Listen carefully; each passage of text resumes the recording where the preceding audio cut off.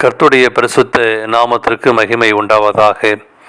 இந்த காலவேளையில் உங்கள் அனைவரையும் ஆண்டவராகிய இயேசு கிறிஸ்துவின் இன்ப நாமத்தில் உங்களை அன்போடு வாழ்த்தி வரவேற்கிறேன். விண்துளிகள் வாயிலாக இந்த நாளில் சந்திப்பதிலே மிகுந்த மகிழ்ச்சி அடைகிறேன். இந்த நாளின் செய்தியின் தலைப்பானது கோபத்தால் வந்த தடுமாற்றம். எபேசியர் 4ஆம் அதிகாரம் 32ஆம் வாக்கியம் சொல்கிறது, சர்வதமான கசப்பும் கோபமும் மூர்க்கமும் உங்களை விட்டு நீங்க கடவுது. லியோனார்டோ டா வின்சி தன்னுடைய உலக புகழ்பெற்ற சித்திரமான இயேசுவின் திருவிருந்தை வரைந்து கொண்டிருந்த நாட்களில் ஒரு முறை ஒரு மனிதனிடம் மிகவும் கோபம் கொண்டு அவனோடு சண்டையிட்டார். இருவரும் ஒருவருக்கொருவர் தூஷண வார்த்தைகளால் திட்டிக் கொண்டார்கள். டாவின்சி அவனை கொலை செய்து விடுவதாக பயமுறுத்தினார். பின்பு அவர் தனது சித்திர டிராயிங் அந்த இடத்திற்கு சென்று வரைய ஆரம்பித்தார். அன்று இயேசுவின் முகத்திற்கு வர்ணம் தீட்ட வேண்டும். ஆனால் எவ்வளவுதான் முயன்ற போதிலும் இயேசுவின் முகத்தை வரைய முடியவில்லை. பின்பு அவர் தனது வர்ணத்தையும் பிரஷையும் வைத்துவிட்டு என்ன செய்வதென்று திகைத்து போனார். ஆனால் ஒரு யோசனை வந்தது. அவர் சண்டையிட்ட மனிதனை தேடி சென்றார். அவனை கண்டுபிடித்து அவனிடம் சண்டையிட்டு தூஷண வார்த்தை பேசி அவனை பயமுறுத்தியதற்காக அவனிடம் மன்னிப்பு கோரினார்.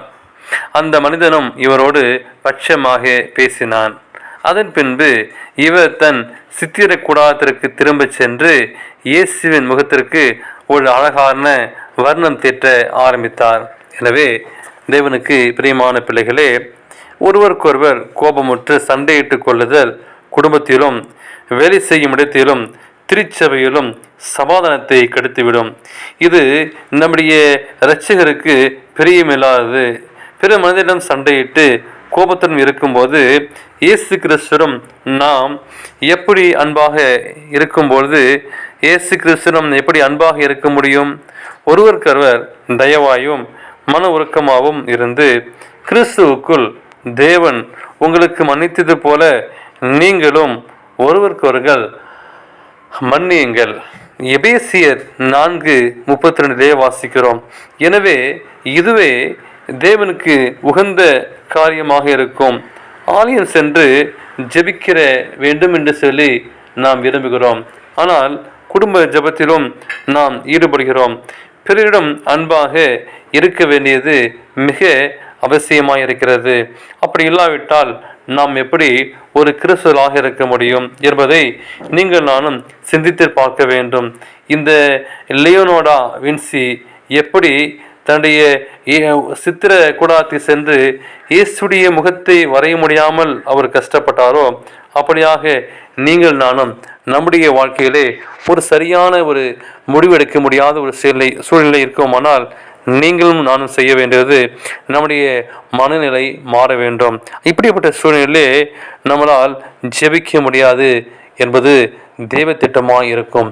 ஆனால் ஆண்டவர் சமூகத்திலே நாங்கள் சென்று மன்னிப்பு கேட்டு உங்களுடைய வேலையை தொடர வேண்டும். எனவே உங்களுடைய வாழ்க்கையிலே ஆண்டவர் நம்ம கற்றுத்தர பாடம், தேவன் உங்களுக்கு மன்னித்தது போல நீங்களும் ஒருவருக்கு மன்னிங்கள். அப்படியேப்பட்ட ஆசீர்வாதமான காரியத்தை நாம் கற்றுக்கொண்டு கிறிஸ்து ஜீவிதத்திலே அனுதின வாழ்க்கையிலே நாம் வாழ்வோம். தேவன் தாம் உங்களை ஆசீர்வதிப்பாராக. ஆமேன்.